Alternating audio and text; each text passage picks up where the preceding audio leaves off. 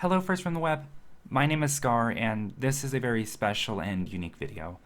Ever since I started my history series, I've been doing these timeline era videos, and well, we just finished the last one, so what else to do but put them all together and make this marathon of a video? So I'm going to keep this intro very brief, and for once it's not scripted.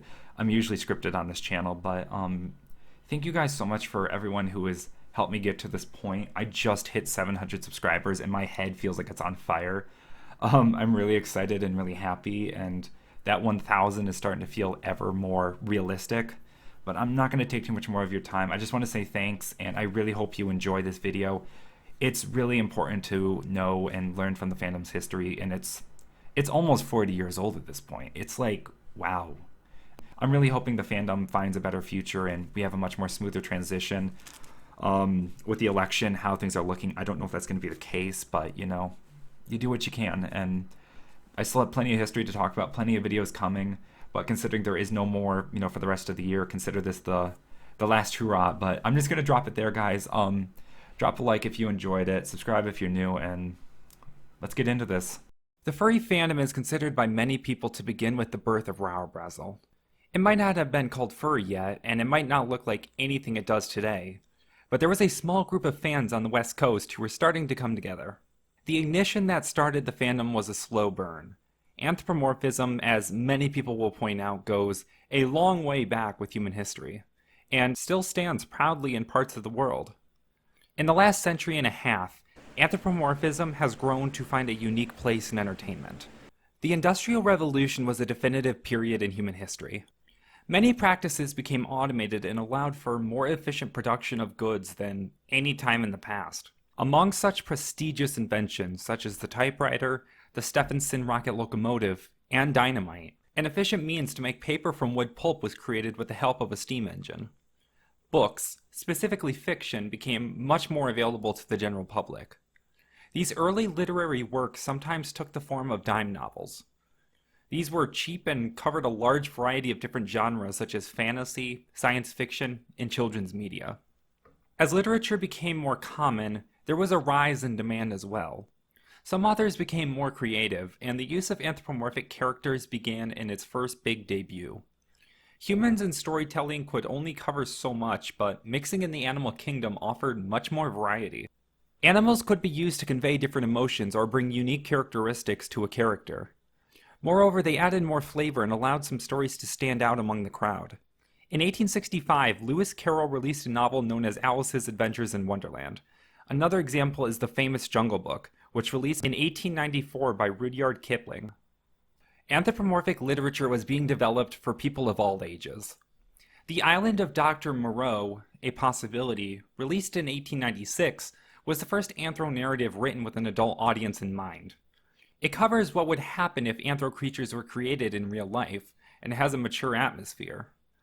Beginning in 1890, Palmer Cox created a child-oriented series named Funny Animal, which today is the earliest recorded use of the term.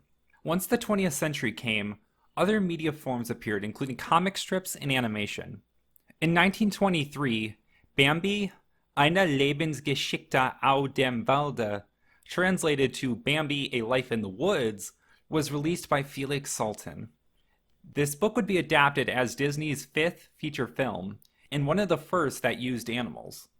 It was released in 1942, 1 year after the United States got involved in World War II. World War II was also privy to the Walt Disney war propaganda machine, with many of the iconic characters making appearances. Many became symbols of Americana in the war. Anthropomorphism as an art form for all ages peaked during this time. One of the most well-known adult-oriented anthropomorphic novels released 17 days before the war ended, Animal Farm by George Orwell. Following the years of the war, a much greater emphasis would be put on children's media. In the years after the war ended, this media shifted away from appealing to all ages. Anthropomorphism was targeted almost exclusively to children.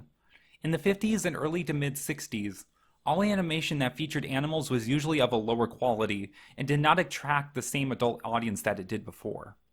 This lull would not last too long, with the syndication of Kimba the White Lion in the United States beginning in 1966.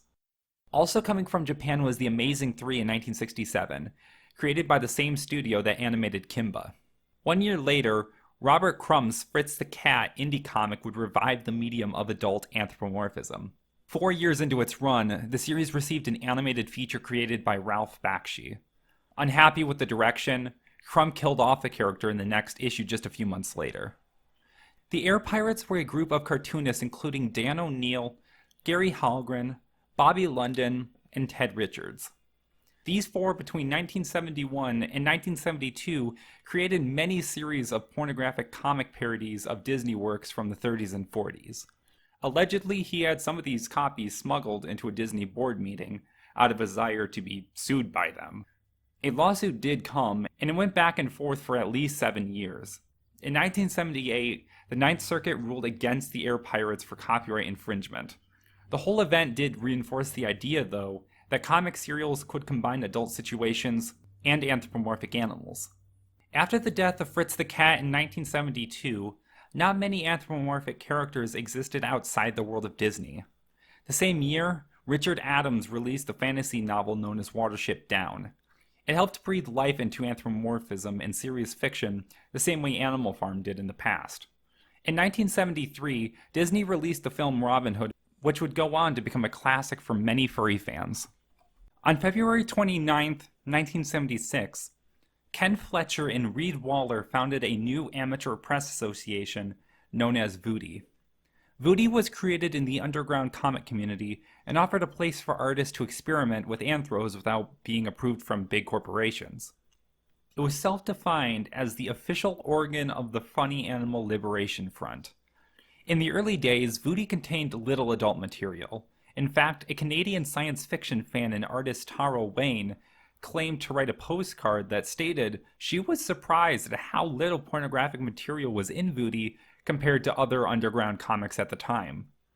This, according to Reed Waller, created a split among contributors who wanted to keep it kid-friendly and people who wanted to draw more adult content. Reed was kinda caught in the middle. At Norris Con 2 in 1980, Steve Galacci entered a painting of a character known as Irma Felna into an art show. This character, who would later become the main character of Albedo Anthropomorphics, was an anthro character in a high-tech, mature military setting. This caught the attention of Reed, and after discussing, he understood a bit more. Despite being for different reasons, he and Steve wanted to grow up with their characters. He favored the idea of bringing more adult material into Voodie. He created one of the most famous titles in the APA, Omaha the Cat Dancer in 1979. Omaha followed the story of a feline stripper. Shortly after that, Voodie lost half of its contributors and the APA began its decline. The APA died in 1983, but two of the former members, Mark Schurmeister and Timothy Fay, went on to create Rawrazzle and opened the doors for the burgeoning funny animal fandom. The term Golden Age is often defined as an idyllic, often imaginary pastime of peace, prosperity, and happiness. It often refers to an initial peak of something before it undergoes some fundamental change. The so-called Golden Age of furry is actually a fallacy. There was discussion on the bulletin board systems throughout the early 90s that called back to a Golden Age before the spooge. In truth, this time period never actually existed, as adult material has always been a part of the fandom. Prime examples were Fritz the Cat and Omaha the Cat Dancer in Voodie. When I use the term Golden Age, I'm referring to the time period between when the fandom actually started and before what I have been calling the Furry Renaissance. I want to clarify that I am redefining this term for my furry history series. This of course brings up the question of when did furry begin? Before it was called furry, it was known as funny animal. According to Wikifur, Fred Patton, who is both a true fandom historian and a fandom father, considers it to be in the transition period between the end of fanzine Voodie and the start of Rawrazzle. These took place in 1983 and 1984 respectively. However, the term furry fan didn't appear until 1986. The first room party didn't take place until 1985. I think Patton had the right idea though. So while this is disputable, I will be referring to the Golden Age of furry as from 1984 to 1988. The Furry Renaissance may have been a time of growth and evolution, but the Golden Age was a time when community members were more tight-knit and focused compared to anything that came after. It was a time before the internet fandom that was dominated by room parties and fanzines. Brazzle, better known as simply Brazzle, was credited as the first furry amateur press association magazine. It was created by Mark Schurmeister, Timothy Frey, and John Colley following the ending of the famous Voodie APA in 1983, that had been running for 7 years. The name of the new APA came from the exclamation used by characters occasionally in the comic strip Pogo. Brazzle differed from Voodie in that it was designed around the growing funny animal fanbase, being both self-aware of the growing genre and actively discussing the aforementioned fanbase. Brazzle has become a landmark for the fandom, outlasting just about every other fanzine with the latest issue being produced in 2018. It has gone through many of its own eras and will definitely receive a dedicated video down the line. Many fanzines would follow in Brazzle's footsteps, including Albedo Anthropomorphics, which was an adult-oriented furry comic book that premiered in 1983 and was created by Steve Galacci. There was a kickstart that knocked this genre into the fandom's mainstream. Several others began to pick up in the fandom, and it became one of the early forms of community content. Fanzines regularly featured both literature and artwork, serving as a precursor to online art sites such as Furfinity in the modern day. The precursor to conventions, the way of the furry room parties, would soon be paved as well. Some of the people who were attributed as being the founding fathers of the furry fandom, including Fred Patton and Mark Merlino, helped found a group in 1977 known as the Cartoon Fantasy Organization. Despite having a focus on anime, it also attracted some people with fascinations with anthropomorphism. The mascot of the group became a skilltear named Fanta, an original species designed by Merlino himself. One of the founders, Judy Niver, hosted the first furry room party in 1985. It all began with their hotel room at San Diego Comic-Con. Brazzle's APA group had also hosted a room party at the same convention, causing quite a bit of overlap in attendance. The combination of the two groups created a furry party staple for all future installations of the convention. Different versions of furry parties would continue to occur up until 2009, being handled by the Cartoon/Fantasy Organization, or the people behind Califer. The same year as the first furry parties, at WesterCon, Merlino and Rod O'Reilly hosted their own, which was called the Prancing Skilltear Party. A title that would stand the test of time, and definitely deserves its own video in the future. The name was taken from Merlino's home. Animalympics, Warner Brothers shorts, and various forms of fan-created artistic works were put on display. The parties grew over time, and became the spark for furries to take their own step in the future. While it would be a few more years before the internet fandom really took off, it had a minor presence on the bulletin board systems of the day. Before the news groups that would come later, such as alt.fan.furry and alt.lifestyle.furry, many early fans kept in contact through BBSs such as Tiger's Den, which cropped up in 1983. The community had yet to become a full-fledged fandom, but contained a small passionate community over the West Coast. In 1986, WesterCon saw the first officially titled Furry Party, being one of the first times the word saw usage. Although only lasting a few years, the quote-unquote golden age of the fandom laid the groundwork for many things to come. The Furry Renaissance would shortly follow, starting the age of furry conventions with Merlino and O'Reilly at the helm, and bringing in a new age of internet for furry fans. Once upon a time, the fandom was much smaller and much more confined. There was no Amino, no Telegram, not even a Furfinity. There was only one place to go on the very limited internet to socialize with other furries, and this place was a Usenet news group called alt.fan.furry. It was structured as a bulletin board system, which was standard back then and is similar to many forums today. It was the one-stop shop for all furry chatter online, being created in 1990. However, it did not start out that way, with the original name being alt.fan.albedo. Created by Peter De Silva, this group was the first of its kind to focus on furry media. The name changed after someone suggested it, as furry as a term was beginning to surpass funny animal and had expanded beyond just the comic it was named after, Albedo Anthropomorphics. Thus really began the internet age of furry fans and began to plant many seeds for the fandom. Interestingly enough, one of the small groups that would begin to overlap into the fandom was some of the people designing it themselves. UC Berkeley, Stanford, MIT, all of these big colleges were festering another subculture, one of Unix hackers. 1990 also saw the creation of the Furry Home. The Furry Home was a commune house on the campus of Carnegie Mellon University. Many of the students here were regulars on the sci-fi multi-user dungeon Islandia. They used furry characters here until the shutdown of Islandia in the summer of 1991. Thankfully, Claire Benedict, and Drew Maxwell got a brand new mud, Furry Muck, up and running by November. When they graduated, they took Furry Muck with them to Silicon Valley in California between 1992 and early 1993. This was the birth of another online social space that many, many furries would flock to before the advent of the mainstream World Wide Web. Some members of the Unix hacker subculture also gave furrydom other things. Furry fandom's fascination with creating its own lingo can be traced back here, as the Unix hackers had their own word for almost anything. In fact, the word mundane to describe those outside the subculture came directly from the Unix hackers. There were many things they wound up giving the fandom, one of which, however, would be much more sweeping. The Unix hackers would also bring the idea of an intentional subculture to the fandom. Whereas many of the furry fans thus far had been passively consuming furry media, for the most part comics, art, fanzines, and films. But what the new wave of fans brought wanted to step up how the fandom handled its media and create a more active outlet. One could see this as the Furry Renaissance. There was a distinction made between older and newer fans, with the terms fans and lifestylers becoming commonplace. Fans denoted the older generation, those with more passive and conservative views on how the fandom should be handled. On the other side, lifestyler was the term for the newer wave of fans who wanted to expand and broaden the definition of furry.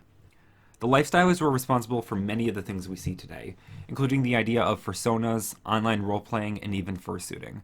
Many of these things we see as primary aspects of the fandom today, but back then they were seen as quite outlandish. There was even a small subset who took furry to a spiritual level, and went on to find their way into the modern-day Theri and Otherkin community in its earliest days on the brand new alt.horror.werewolf newsgroup. The divide between lifestyler and fan would not rise peacefully, as alt.fan.furry became synonymous with the many flame wars that took place there. It became so bad, some began referring to the newsgroup as alt.flame.furry. At the start of this conflict was a short-lived group called the SOFs, or the Save Our Fandom Furs. It was the first attempt to push out fringe elements, whether it be erotic material or lifestylers from the fandom. The group would end up falling to some radicals at the top, as would become the case for the future groups with similar goals, with some going as far as to change the meaning of SOF to shove out faggots. The group quietly vanished in 1995, but the flame wars raged on. Things were about to take off, starting with 6 shallow graves. There was a fanzine that ran from 1989 to 2004 by the name of Gallery. Richard Chandler, the publisher of the fanzine, in the 25th issue wrote an editorial titled Mass Graves. The editorial itself was expanding upon a public commentary between Johnny and Dave Bryant, the art director behind the Yarf fanzine. The 6 shallow graves he talks about are 6 archetypes that falsely label a lot of people in the fandom. These 6 shallow graves were easily misconstruing more casual fans, anyone who took commissions, and some of the more outlandish folk. Quoting the man himself, "Well, frankly, I think it's time we collectively said enough is enough. Things are not going to get better by themselves. Tolerance and political correctness and even manners be damned. We have to reclaim our fandom." The Take Back Our Fandom movement began in mid-1996, spearheaded by Chandler. The elitist ideological group had a radical conservative outlook on the evolving fandom. They shared many of the same foundational beliefs as the short-lived Save Our Fandom group. They limited their view of the fandom to fanzines, art and comics, and congoers. Quote, "Am I really all that far off base by wanting anyone who claims to be a fan of furries to actually have a sincere interest in the meta-genre? Sure, the conventions and zines are all the ways people interact, but the very raison d'etre is because they are interested in anthropomorphic characters in some way, shape, or form." He ignores many of the newer aspects pioneered by netfurs and lifestylers: fursuiting, online roleplays, and spirituality. As far as the TBOFs were concerned, these were not part of the proper furry fandom. The TBOFs were trying to conserve the old furry fandom, as did the SOFs. The problem is the definition of furry is always changing, as is the fandom. It wasn't much later that the distinction between lifestyler and fan died out. Furry evolves. Some things like fanzines aren't nearly as popular as they used to be, and some things like Usenet groups completely pass on. When it comes to a concept so broad, so all-encapsulating as furry, there are always going to be new media forms and new ideas spreading around. It's just one of the side effects of the fast-growing fandom. There were always going to be growing pains. This is just one of them. It might not be quite a mainstreaming of the fandom, but it probably felt like it at the time. It was the end of what some people call the golden age of furry, a time period I will definitely discuss in a future video. Speaking of future videos, Conference 8 is going to be one of them. It's just an unavoidable and important topic for the context of many of the problems that occurred during the 90s. The TPOF completely ignored the controversies around sexual content. Chandler even had pornographic material in his fanzine pretty frequently. That controversy would have its own group though, one coming very, very soon. Furry grew out of the sci-fi and comic book fandoms in the 80s. Over the 90s, it featured a renaissance that shaped the fandom into its own form. Furry as a fandom is always evolving, and while the 2000s would bring their own massive changes, especially in the online community, things did not begin without a hitch.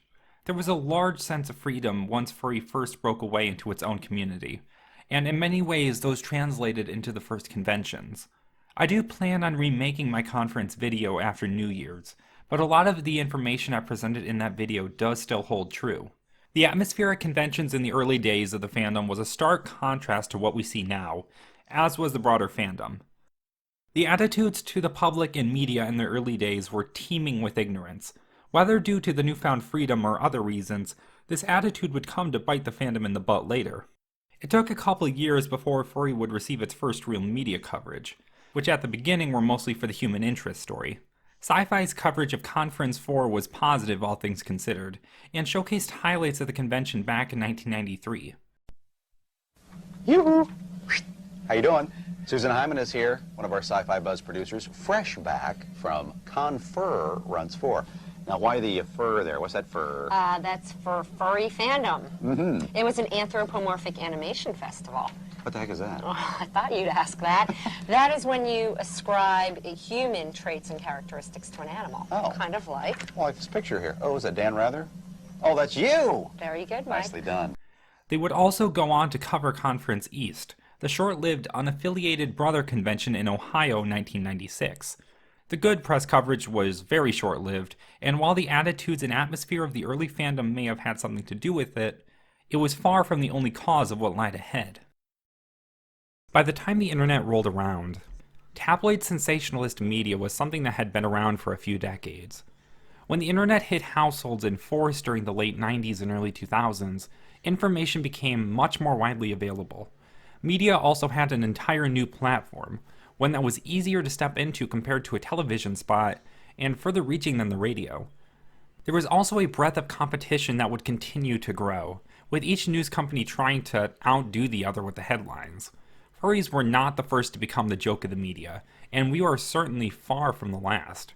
Whether it was the outcasting of anime fans, or the long-standing war on video games, some media corporations will always be willing to twist narratives in order to capture a bigger audience. The influence of the internet just further propagated this. This is the other major hand in why Furry got treated the way it did. Sometimes looking from the inside out, it can be hard to remember that while Furry arguably got the worst for its small size, it was far from the only thing the media had twisted during those big years. The actual problem is, from those who are looking from the outside in, the realization of this never even seemed to cross their mind. Like the sci-fi coverage of Conference, there was a couple harmless fluff pieces done on the fandom. Sure, none of them were perfect, but they were respectful, all things considered. This was until Care 11 News reported on the infamous Conference 8. Conference 8 was a sore spot for the convention, and involved a good number of rumors and controversies. Combined with the early atmosphere with events like the pet auction, which at first glance can easily be mistaken for something illegal, and the Cabaret for Le Dance, which is accurately described as a furry strip club. When Care 11 showed up, they did not hold back. Look, if you're trying to figure out what these people are doing, stick around for the extra. It's unlike anything you've ever seen before. I'm Paul Majors. Coming up next, they call themselves Furries, and one could live next door to you.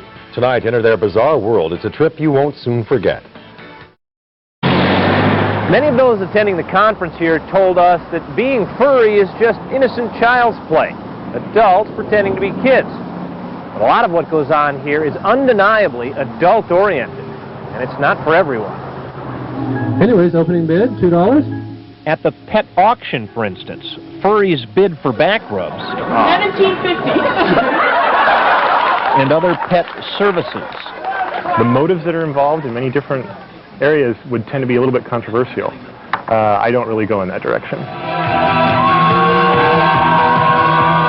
And the furry strip show is definitely not kid stuff.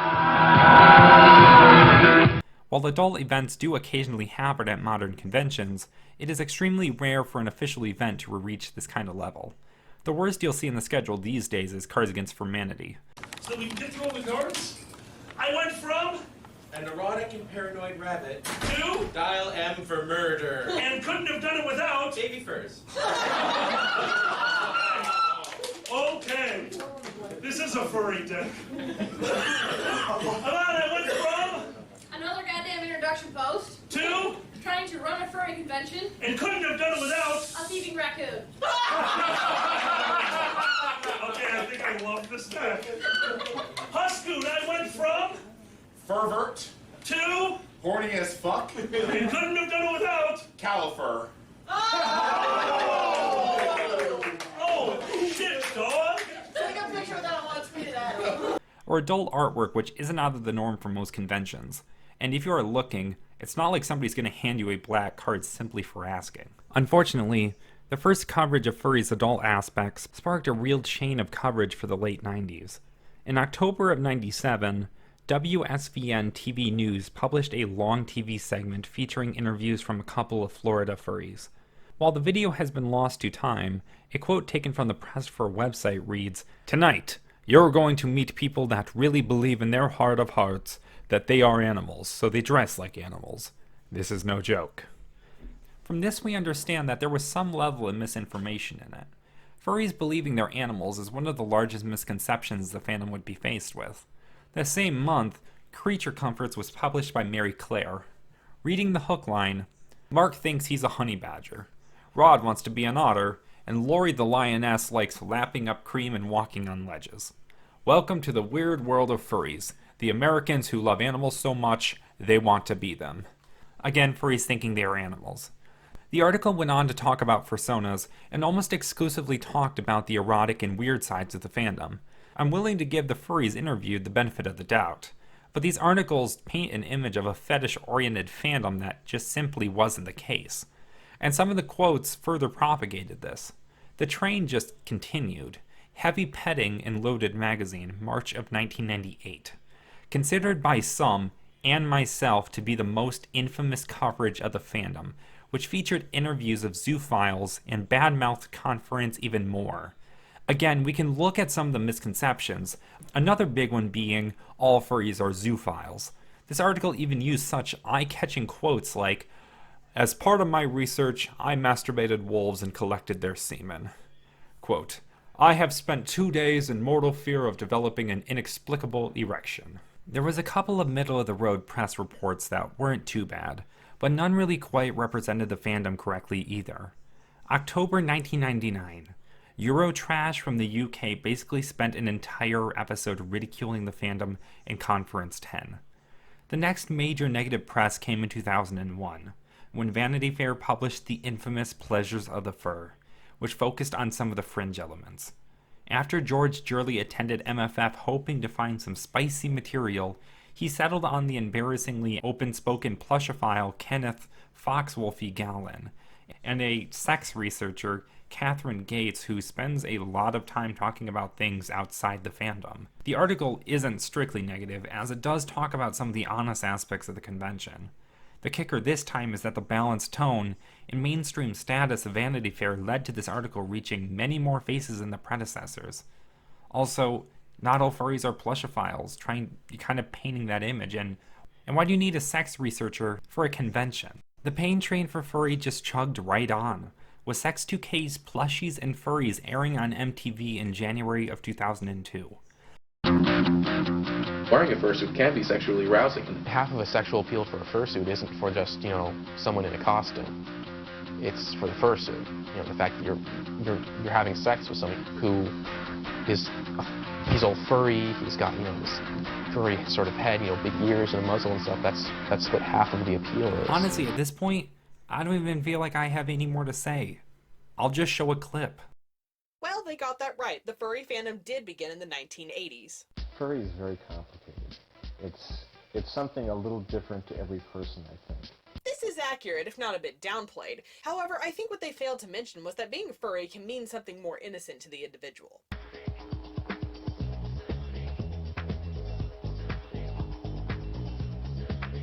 The only definition of fursuiters offered by the documentary has an emphasis on the adult-oriented side. And again, the point of a fursuit is not to look like a giant stuffed animal, but to become a different character. A lot of the mainstream has gotten the idea that furry equals bestiality. And I'm fairly sure, just in this case, that that's not the case. Unnecessary mention of bestiality. And scratch and bounce around and have a good time. I don't remember seeing a scritching conga line as part of the convention schedule. Part of the furry, I really think, is sexual attraction. And anyone who says that furry is not a sexual-based fandom is really kind of fooling themselves. I'm gonna go with no. I don't really think this is the whole story of what this guy believes, but the way the documentary presents this makes it seem like this is the case for all furry. Despite being interspersed with some good to mixed reporting, the bad publicity surrounding the fandom was just that much more impactful. It's the same reason why you're more likely to hear about depressing events on the news rather than uplifting ones. Ask yourself what sells. Tragedy, sex, freaks, they all draw attention. Sensationalism was squeezing furries like a dried orange, just trying to get the remaining juice out. Unfortunately, the most fatal blow was still yet to be dealt. In 2003, the most infamous example of bad publicity in the fandom would be broadcasted to 25 million people. The train just kept running until it crashed into the next station. When it comes to the media's abuse of the furry fandom, there is one episode that has become the poster child. Deservingly so, as it reached far beyond what any of the others could. Of course, I'm talking about the CSI episode. Season 4, Episode 5, October 30th, 2003. Fear and Loathing aired on millions of televisions across the world. For those who aren't familiar, CSI, standing for Criminal Scene Investigations, is a fictional show about an elite team of police who specialize in forensics.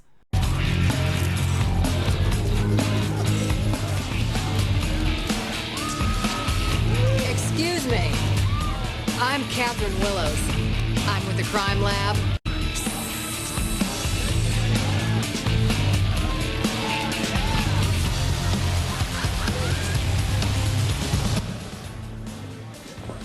When it comes to the episode, the idea of an exaggerated furry convention is admittedly an intriguing plot premise, but the problem is the producers knew very well the effect the show would have on the fandom before they even started filming.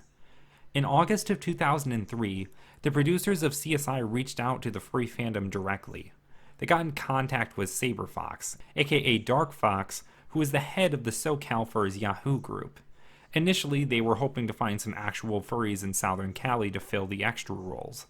Saber Fox, however, opened up a discussion with the producers, suggesting they might help the show more accurately describe the real fandom and give a better image than other media had.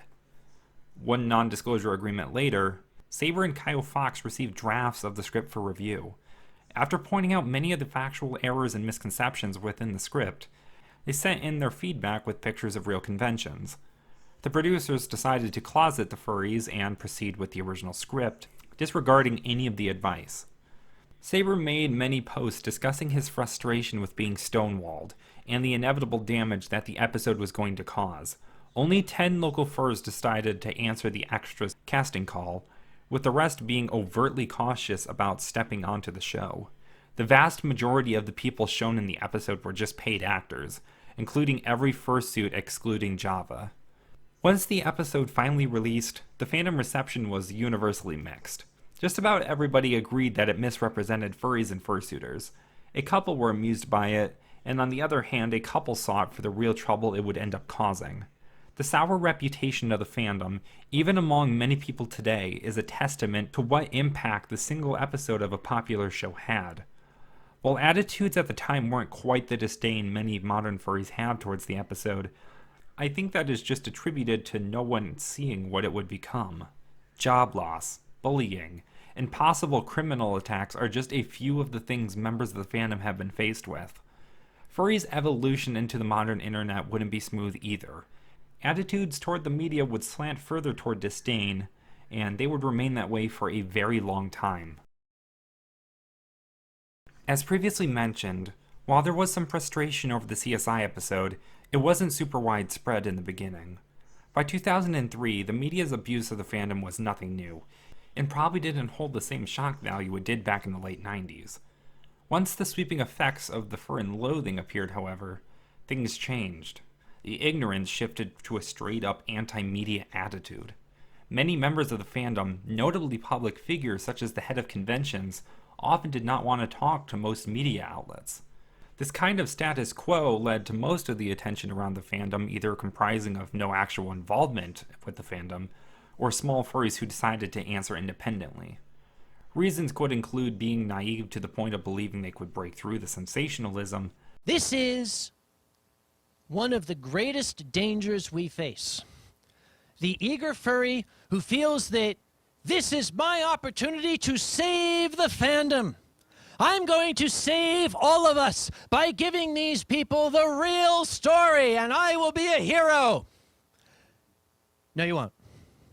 No, there have been so many folks who have tried to take these people on. They're professionals. I'm sorry, you don't have the training to take these people on. Or those who simply wanted to share their own definition of the fandom. More often than not, the media would twist interviews to fit their own agenda. Certain individuals even became ostracized from parts of the community. An example being Chew Fox and her partner on Tyra Banks' 2009. And one of the couples are furries, meaning that they have sex dressed in animal costumes. Well, we are furries. Furries are people who have an inner animal that they like to celebrate. Okay. And we celebrate it through drawing ourselves and wearing costumes and other such things. Is it like costumes like at the amusement park? Yeah, it is. Oh my gosh. So it is like quite similar, yes. So it's that like mascot, like you go to a football game. We like to go out to different places and wear it. There are events that you go to with other furries, and they have dances in their costumes. Okay, when you go to Disneyland, do you guys get turned on? No? You're not looking at Mickey Mouse going, hi, going, ooh, yeah. No? No. Okay, do you have sex when you have the costume on? Yes. After being invited for the obvious fact that they were furries, they also neglected to mention that their lifestyle did not represent the entire fandom, and they paid dearly for it. It wasn't until after the 2010s that the attitude began to change. The most famous example is Uncle Kage, the chairman of Anthrocon, who has become well known for stepping up and talking to the media. Over the years, he has managed to make the entire city of Pittsburgh very positive to the fandom, which is a real rarity for places these days. The annual Furries convention means a lot of money yearly for the city of Pittsburgh, but the Furries are also a nonprofit. Anthrocon is a .org. Now, they don't make contributions directly, but the furry characters do hold charitable events throughout the year and raise money for different organizations. But what the Furries really mean here in Pittsburgh, they say, in Mr. Rogers' neighborhood, is a place where they can be accepted without judgment, without age, or without color. He has done great work not only fostering good connections with the media, but informing people how to deal with situations they might find themselves in. A popular reoccurring panel, Furries and the Media, has been cited by many and is still very informational for anyone who wants to learn. Furries and the media. Let's start with the very, very basic question. Why do we need such a discussion? Well, anybody who doesn't know the answer to that question hasn't been around long, have they? Pardon me. We have had a few black eyes given to us by the media. We've had some very, very good reporting, and we've had some reporting that, shall we say, focused on aspects of the fandom that we really try to minimize. We're a collection of estimates upwards of tens of thousands of what I am very, very proud to call some of humanity's finest dreamers. We are people of boundless imagination. We are creators. Every single one of us, in his own right, is a creator, whether you're a costumer, whether you're a writer, whether you're an artist, whether you're a performer, whether you're simply a person who exercises that imagination that the good Lord gave to every single one of us to dream up these worlds and to share them with everyone else. We have the most creative, the most inventive people on the face of the earth. This is something to be very, very damn proud of. But unfortunately, in the eyes of the general public, they're still fixated some 20 years ago on those very, very early images. Does Furry Fandom have adult art? Duh. Yes, we have our adult art. So do the Star Trek fans. So do the bronies. So, here is the problem we face. The media wants to do stories on Furry Fandom. Very, very often, they are going to be asking questions about that stuff. We find ourselves in a changing environment. Attitudes in Furry Fandom toward the media are evolving. Early on, we said, these people are out to crucify us. We do not want any media here at our convention. We discovered that that was not the best policy. For the longest time, I refused to talk to members of the media because I've got a professional reputation that I have to maintain. I am a well-known public figure in my hometown of Malvern, Pennsylvania. I am a borough official. I am a scientist. I am somebody that is what some people would call a pillar of the community. So I didn't want to have a microphone shoved in my face saying, so, tell us about this CSI episode. He has done great work not only fostering good connections with the media, but informing people how to deal with situations they might find themselves in. In the more recent years, he has been trying to push a new notion to the fandom. Perhaps a better option than flat out ignoring the media and having them generate their own fodder is knowing who isn't immediately out to get us and showing them what we really are about. 25 million people. That is how many people saw the CSI episode. An episode that further propagated a misinformed image of Furry Fandom and planted this image into millions of heads. Furry Fandom has had a bad reputation ever since the early 2000s that is built from misinformation and a fundamental misunderstanding. Anyone who says the Furry Fandom doesn't have adult aspects is kidding themselves. Even people like me who have literally no interest in that side. I'll even admit to the existence of the Mersuit subcommunity, but it is far from the fandom's central focus. The comparison I often make is general anime fandom, which is very much oriented around a style of art like furry. There have been so many misconceptions regarding furries. Some of the most damaging and obvious ones include Furry Fandom being centered around a fetish, all furries being zoophiles, all furries being plushophiles, and all furries believing they are an animal and not human. Even when you get past that, there is a huge misunderstanding of most furries owning fursuits, and things like most furries being gay. There is so many levels of misinformation that need to be peeled away if we ever want the greater public to understand the fandom.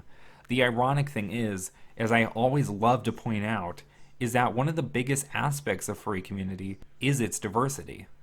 Any blanket statement that goes beyond "we like anthropomorphism" is inherently flawed, and yet so many of the misconceptions try to blanket the fandom under one label. We have grown into a world where simple association with the fandom can ruin careers, from the burned furs to Chamberlains, from Chlorine Con to Kiwi farms. The proper internet fandom has become home to so much fur bashing that the fandom actually cultivated an isolated atmosphere for some of the furries. Furries need to be willing to reopen themselves to the media and the public, but take great care in who we get involved with. We also need people in the fandom who aren't afraid to step up and simply explain what the fandom is. If you have trouble talking to people, then share resources like this video. And I'm not just saying that for the clout. There were so many great resources out there, from the International Anthropomorphic Research Project, to Uncle Kage, to Joe Strike's Furry Nation, and Ash Coyote's magnificent documentary. I hope over time we can finally heal these 2-decade-old wounds, and make the fandom a safer place to associate. Furry Fandom was founded at the local level, but in the 1990s, the rise of bulletin board systems, MUDs, and internet relay chat made it possible for the fandom to communicate online. Pockets of the fandom grew in different parts of the nation and the broader world. Furry, as we know it today, has a larger presence online than anywhere else. This wasn't a quick transition, as it took many years for the internet to develop into what we know today. As home computers became more common and affordable, internet became more mainstream. The bulletin board systems of old transitioned into forums.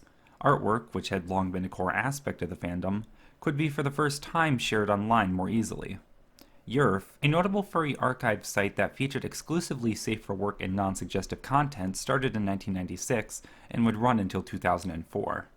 It attempted a return briefly in 2007 but fell apart a few months later. Furaffinity began life as an alternative to Sheezy art in 2005, carrying over design elements from it and DeviantArt but allowing much more freedom over adult content. Furaffinity is still the largest online community for furries, even if the forums today are kind of treated second class to the main website. Despite this, it helped popularize a blueprint for offering more upload formats than just images. Competition wouldn't spring up for a few more years, with SoFurry in 2009, Ink Bunny in 2010, and Weasel in 2012. All of these are still active today, although don't always come as close to the FA giant. Arguably, the most infamous furry art archive is E621. Despite having a sister site that disables all adult material, E621 has become synonymous with the copious amounts of adult content it offers. E6 sprouted up in 2007, replacing a long line of previous website names from the last year. Beginning with What the Fur, a few months later the website rebranded as lols.net, then SideChan, before finally becoming the E6 we all know and love. Today we have a variety of platforms for talking with other furries, with many catering to different audiences in different formats. Furaffinity's forums went live a few days before the main site did, and are an example of what would become standard for furry networking in the 2000s. Furnation is considered by many to be the oldest furry social network, and offered many of the same features modern furry sites do up until its death in 2009. Internet relay chat remained as an alternative up until modern social media. However, Furry Muck likely saw a good decline with new platforms like Second Life being able to step above the text-based limitations. Overall, there was a massive shakeup with the social platforms. Similarly, the rise of social media would overtake some of the furry-centric platforms later that decade and in the 2010s. Facebook, Tumblr, Twitter, and Telegram have all been popular platforms over the years. Furry Amino has provided an outlet for young furs, even if it has a couple issues. Anthrodex is a social media unique to furries, which is an open beta. While I doubt any of these will be able to completely dethrone furries' presence on traditional social media, they could find niche positions like the modern forums have, an alternative to the big social media sites. Furry Fandom's diverse presence online and sheer size has led to many subcommunities, a fracturing of the once collected fandom. It was honestly inevitable after the internet arrived, as it had a significant influence on increasing the scale of the previously small furry fandom. Furries started out as an incredibly small community compared to the tens of thousands that make up the fandom today. While not an accurate measurement of the fandom's size, looking at the attendance of furrycons over the years, just how much furry has grown. The internet of the 90s served as a good tool to connect distant furries together and introduce the fandom to different people. However, it was heavily limited because of the price still associated with home computers. This was remedied in the early 2000s, with computers becoming so much more affordable. Much of the fandom's boom in the 2000s is because of this, as well as the media's coverage, which no doubt brought more attention, even if misguided. When furry first broke away from sci-fi and comic book fandoms, it was very much with an open spirit. The breakaway to room parties and eventually the first conference were major steps in establishing the new fandom as its own entity. Ever since the early days, furry has been identifiable for its inclusive nature. In many ways, most furries would be accepting or at the very least tolerant to interests, beliefs, and even kinks. The hug is the furry handshake was a quote once used by NBC, and besides the common greeting of fursuiters it references, represents how a lot of furries aren't afraid to welcome new people. The large rise in fandom membership strengthened the community in multiple ways. One example includes widening the range of fan work.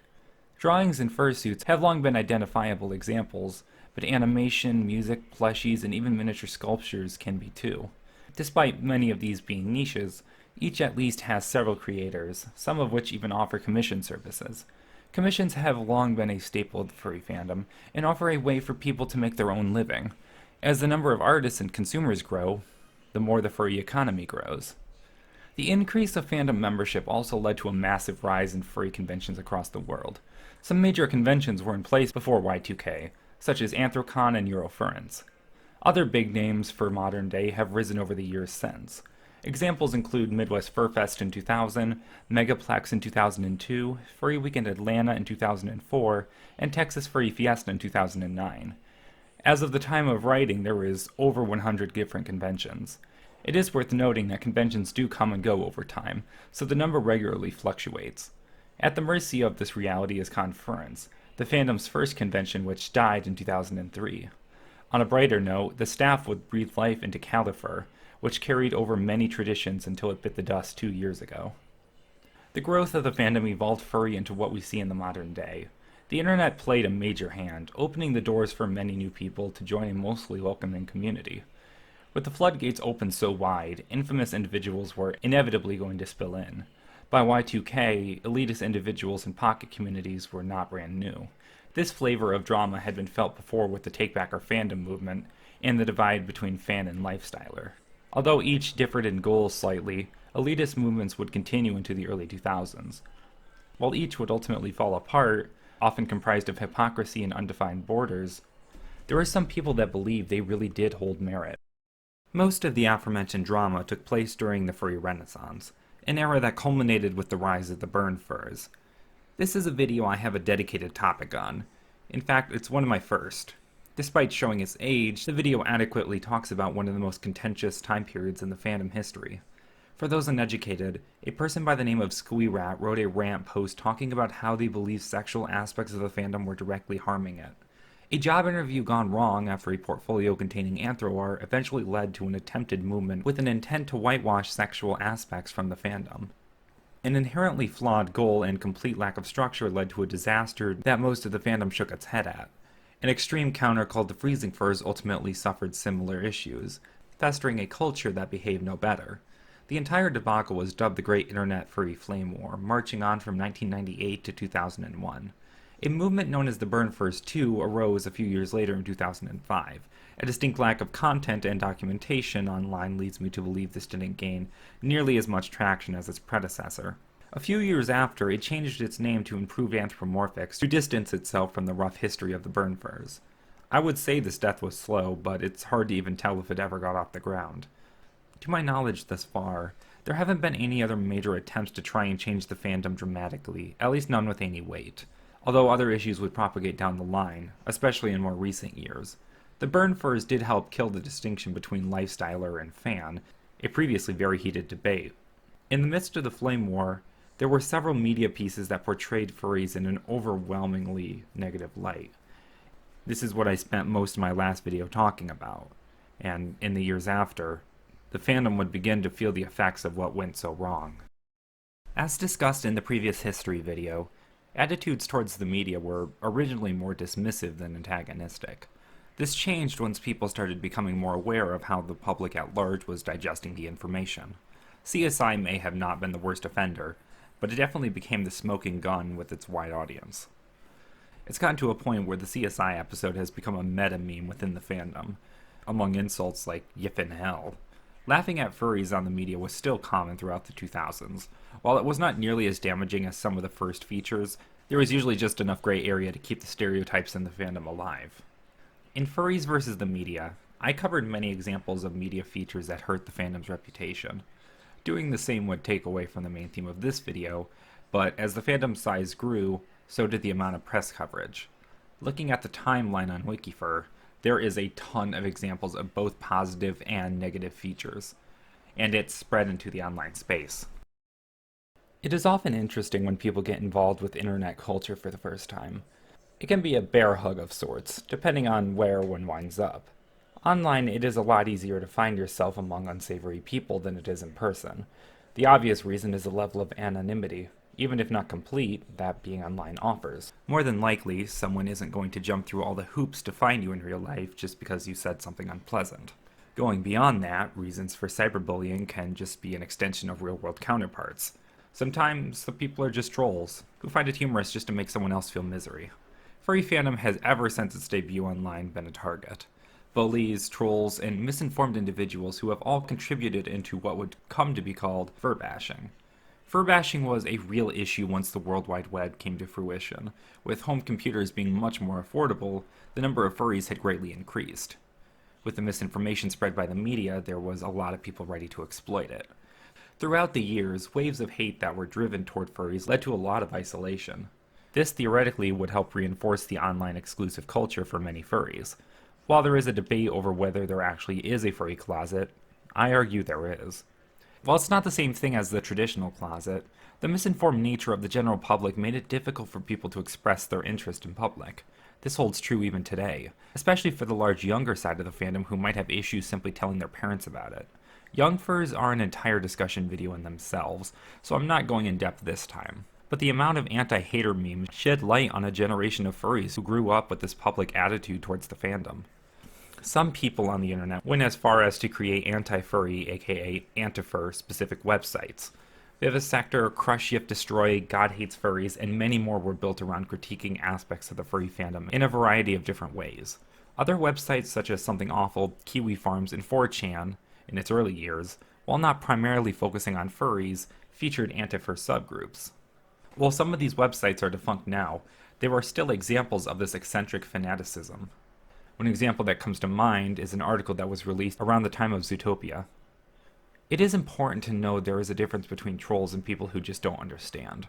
More often than not, if someone says something that implies a misunderstanding, it can be smart to give them a more accurate definition of the fandom. They might not always listen, but getting defensive or retaliating isn't going to get the fandom anywhere.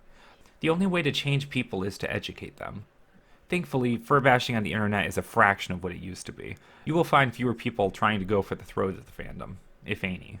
The biggest issue facing the fandom today isn't from trolls. Rather, it's an issue that's rooted in the fandom itself.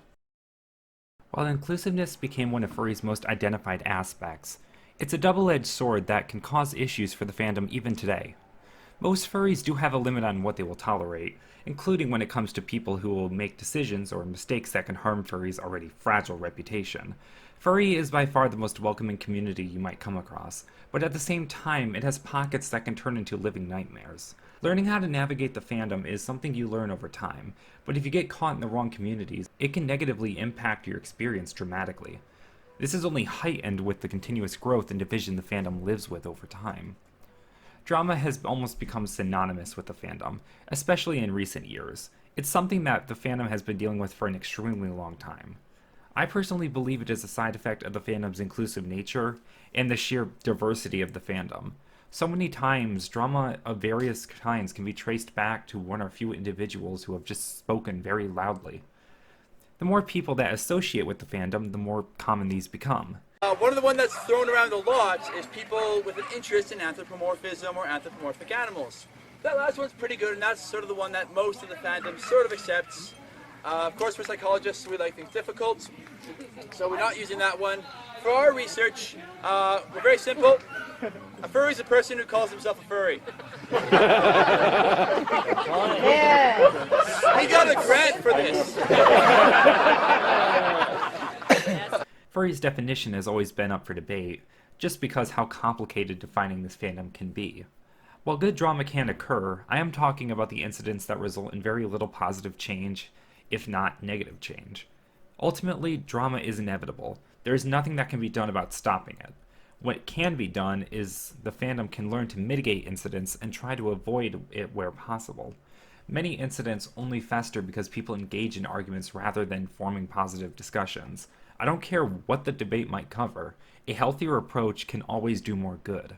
The United States is currently in one of the most politically charged times in history. This nation is a bit of a scary place to be right now, and a lot of politics have seeped into the furry fandom. With titles going around such as alt-furry and Antifa furs, there has been more major divisions that parallel the late 90s. Politics have stirred a lot of trouble for the fandom online, and even in the doors of some conventions. This is the current era we are in, and unfortunately it has been brewing for most of this decade. My next furry history video will be my last timeline video, bringing us up to the modern day and talking about where we are headed for the future. Before we begin to talk about incidents relating to the fandom, we have to look at the broader world. While furry is not an American exclusive thing, a large amount of the community is rooted here, especially when it comes to what some of us might consider mainstream fandom, as each nationality has its icons and popufurs. For instance, the Japanese, German, and American fandoms are definitely not in the same pool. There are many reasons for this, whether it be the language barrier or the geographical distance. I don't know of any other major drama that has occurred in other nations, and just about all the events I'm going to talk about appear to have originated from the United States. This decade has seen the US change dramatically. The bipartisan election system has devolved into parties that want to do nothing but defame each other. I normally don't like having political discussions, and there's a good reason for that. Each side of the political spectrum seems to want to constantly yell at the other side's extreme counterpart.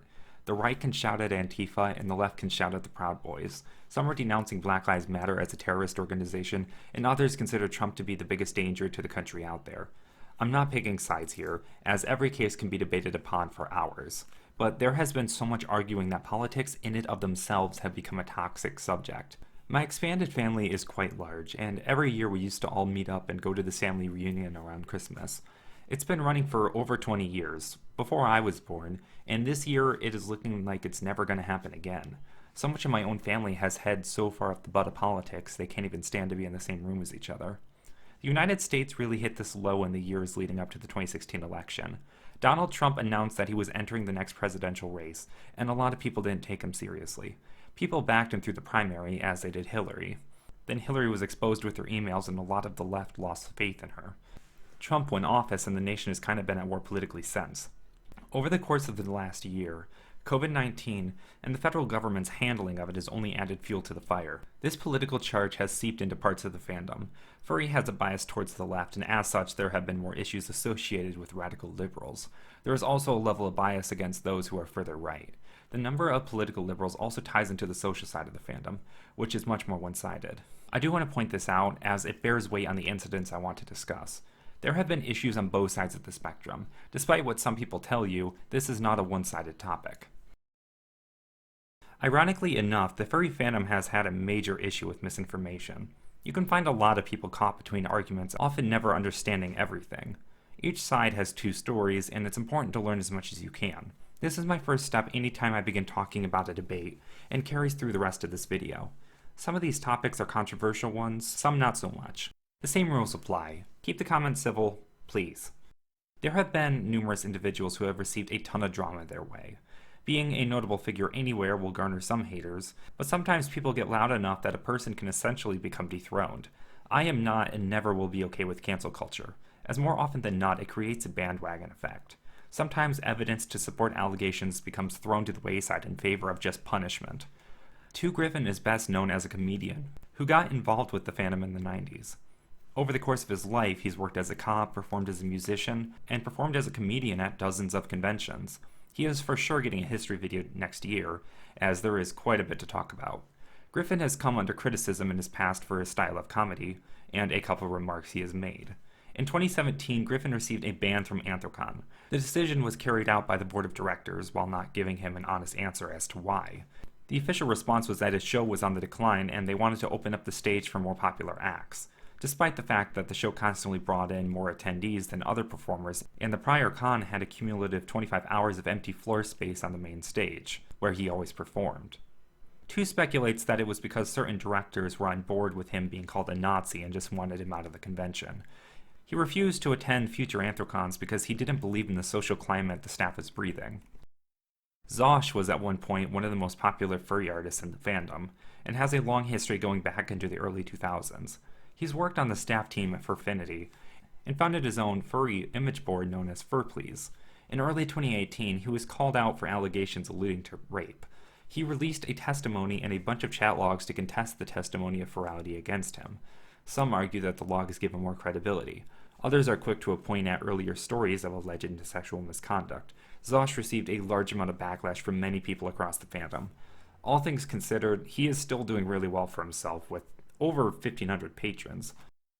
Kiro was a major furry YouTuber who was outed in 2018 for allegedly being part of a zoo sadist ring and possibly having sexual relations with his dog Coda, who had passed away shortly prior. This controversy received constant back and forth between people on both sides of the fence, although there were significantly more people who believed he was guilty. With so much evidence and counter-evidence, including people dedicated to dissecting every detail of the entire situation, trying to find an unbiased look at the mess is a pretty tall order. Kiro quite literally had his YouTube career destroyed from his cancellation, and has mostly remained quiet now over the last 2 years while the investigation on him marches on. These three are some of the highest profile examples, although not the only to be subjugated to this level of drama. Most of these took place at the peak of the political hellscape in the fandom, in 2017 to 18. The biggest issue behind these incidents is how they were handled. Whether or not you believe these people were innocent or guilty, the way parts of the community treated them result in large, drawn-out flame wars. Misinformation has been a key point, with people often going for the throat and forgetting to carry the reason why. You have to really dig through hate comments and one-note arguments to actually piece together what happens sometimes. Cancel culture took over these debates, leading to misinformation for the rest of the fandom.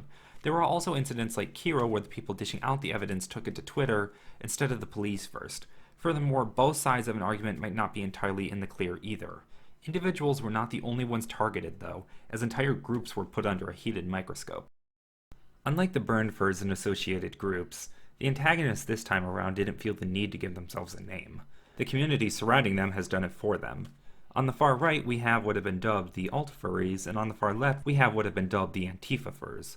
One of the most infamous groups to be caught in the middle was the Furry Raiders. The Furry Raiders are a coalition of all different kinds of furries who provide resources and an outlet for members. They began in 2007 and have become a sizable group. In the mid-2010s, ongoing criticism started over their iconography. People were claiming that they were Nazis because their logo shared a superficial resemblance to the swastika. There was also an image of their leader Foxler Nightfire waving, which some furries believed resembled the Nazi salute. This got to the point where a local club, Foxtrot, banned wearing their armbands, and BLFC 2017 discouraged anyone from wearing the red variation. They have consistently been criticized over the years by members of the community and the broader media. In 2016, they booked a quarter of the hotel rooms for members at RMFC. Controversy broke out over this, and they lowered the number and after they discussed it over with the con. Some furries, especially over Twitter, threw a massive fit. In 2018, majority of the members were banned from Fur Affinity in the midst of a code of conduct update that stated, "Do not identify with or promote real hate or terrorist organizations and their ideologies." This has led to the belief that they were banned for this specific reason. It begs the question, were they a hate group? Some voices like 2Griffin have investigated themselves and disagree. Others like Dogpatch seem to say yes, citing a strand of incidents and even arrests of different staff members. Last year, the head of the Furry Raiders, Foxler Nightfire, was apparently arrested for enticement of a child. Eventually, I moved on from looking at the drama surrounding the group as a whole, and looked at Foxler himself, but once I saw his wiki for Oh, my sexy Jesus in a hot tub. What the fuck? Yeah, there'll be a video eventually dissecting all of this. It could just be a lot of allegations that don't hold up under scrutiny, or there might be some actual weight and, issues here. I'm not deep diving on him individually right now, as I quite frankly don't have the time, and this video isn't exclusively about him. The thing about the Furry Raiders, through all of the drama surrounding them, is that they were a collection of hundreds of different furries. There have been some actual problems among some of the higher-ups, but just about all of them have been branded with a negative reputation. Even their Telegram chat room, which currently has 150 members, is large enough that it is extremely unlikely that they all share the same beliefs. Calling them all Nazis or whatever is about as accurate as when non-furs call the entire fandom sexual, in my opinion. I can personally verify this because I actually got into their chat room on Telegram and have spent the last several days that I've been working on this video talking with them. When I first joined, it was pretty peaceful. A few hours later, some other people came on and the chat went way far south. After a few days, I can solidly say the group is as diverse as the rest of the fandom, just in a much smaller room. Furry used to be a place where you left politics at the door and people didn't go preaching or attacking others based on their beliefs. Alt-furry, as a definition, is a complete mess. It is something that some of the far left has labeled Griffin, Cothrix, Genesius Wolf, Furry Raiders, and a whole lot more as. This includes anyone who is centric, right, or sometimes just doesn't agree with them. This among other insults such as being called a Nazi, racist, or homophobic. Sometimes people who have been targeted have genuine issues or made mistakes, but even the people who haven't have been subjugated to this. Simo of FurryDolphin.net has an article dating back to 2018 where he talks about this. He dubs the far-left group of furries Antifa furs, and makes many comparisons back to the great internet furry flame war. These Antifa furs have done little to help the fandom and have been a big help in turning Twitter into what it is now. Haters and cancel culture have also flooded over the last several years. Furry Twitter is widely regarded to be one of the worst platforms in the fandom these days. So much drama starts and remains on this platform. I'm lucky enough to not have faced this reality yet, but if my channel keeps growing, it is going to be an inevitability. While these far-left furs were calling such a wide variety of people alt-furry, there were also a handful of people that identified with this title, and the thing is, some of these people do fit the established bill. But that doesn't mean everybody that's called an alt-furry does. Fur Affinity received a lot of criticism for banning anyone who associated with alt-furry, or were even accused in some situations. Conventions have also been victims of or contributions to the fandom's political division as well. Some are just politically charged in one direction, and some have suffered because of the drama. Eurofurence is the largest convention in Europe, and one of the largest cons in the world. It is a convention that I actually have a personal fascination with because of its history with furry music. Und du weißt, Deutschland! Eurofurence also sets an example of a convention that isn't afraid to keep a radical political side of the fandom out.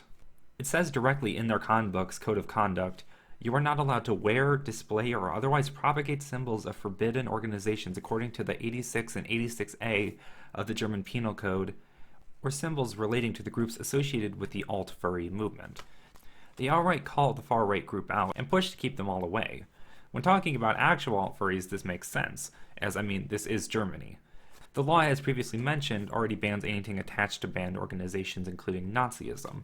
This is good as long as it's only targeting the real alt-furries and not just what the far left have been calling such. Rocky Mountain FurCon was a rather small convention held in Denver, Colorado, beginning in 2007. An artist and fursuiter known as Dio Toss Devil, or simply Dio, sent out a message on Twitter replying to a thread started by Art Decade. The thread started with Art Decade calling Furry Raiders Nazis, and Dio responded with the infamous, "Can't wait to punch those Nazis." This went on with Olivia stating that it'd be more entertaining watching Dio get shot while attempting an assault. After a few more replies, Dreamer Hyena tried to shut this down. Dio would finish off asking if Olivia was threatening to bring a gun to the convention. Dio herself never intended to go to the con, but filed a report against Olivia. She was responded to by somebody claiming to be a RMFC legal representative, discussing a upcoming lawsuit against her that was very suspect and included names that denied any involvement. Dogpatch's article on this traces the author Kendall Emery as the original founder of the convention, further invalidating the letter. There is so much wrong with this incident. The entire thing started because Dio stated she couldn't wait to assault Nazis at a con she didn't even plan to attend, assumedly referencing the Furry Raiders, who mostly originate from the same town as the convention. I wouldn't put it past Dio if this was just an edgy joke, but the responses of Olivia turned this thread into something more serious. While some different news outlets have cited different reasons for why RMFC would ultimately get cancelled, this drama could have had some contribution to the reported raised security costs. But this banter over the Furry Raiders and RMFC blew up with people using it as a lens to yell at others. Dio began with a threat or edgy joke against the Furry Raiders. Olivia made an indirect threat back at Dio and potentially other critics of the Furry Raiders and alt-furry depending on how you look at it. Dogpatch had an article written by an anonymous member of the staff team that spun the story in such a way to help Dio look justified. The entire second part of this article runs as an ad hominem about the previous con chairman. And 2 Griffin presented his video making fair critiques to the article, but also redirected some of the heat from Olivia's extreme response back to Dio for making the first statement. The thing is, an indirect threat about shooting somebody is still more serious than a direct threat about punching somebody, no matter if they are independent or one is a response to the other. One can kill you, one won't. A lot of the external news sites also picked up making articles about furry having a Nazi problem and how it killed the con. The quality on such articles varies dramatically. Amidst the flame wars, the media coverage, and the canceling of the con, very little came out of what was one of the biggest controversies in the last few years. Putting aside the talk about RMFC's other issues, this tweet thread became the most discussed topic, a tweet thread that started from a minor threat or an edgy joke that could have just been ignored. Political tensions have been growing in the fandom, especially with the witch hunt over the Furry Raiders. This was an outburst for many furries. What it demonstrates is just how political the fandom has gotten and how much it has divided us. One might ask why. Why has furry fandom come to this? What is even going on in the fandom anymore? As with everything in life, there is no easy answer. As mentioned in the first part of this video, the politically charged landscape of the United States has seeped its way into the fandom the way everything else does. Furries are diverse and so loosely affiliated to the point where anything that exists in the general public will find a presence in the fandom. Furries may be biased to the left, but that doesn't mean conservative furries don't exist. It's the same reason we have to deal with pedophiles, zoophiles, and worse. It's also the reason why we have artists, fursuit makers, musicians, YouTubers, historians, and more. Furries being as inclusive as they are is a major factor. This is not the issue, though. The issue is how people who begin to stir trouble are handled. The burn furs, despite burning for so long, were ultimately ignored or peacefully opposed by a lot of the fandom.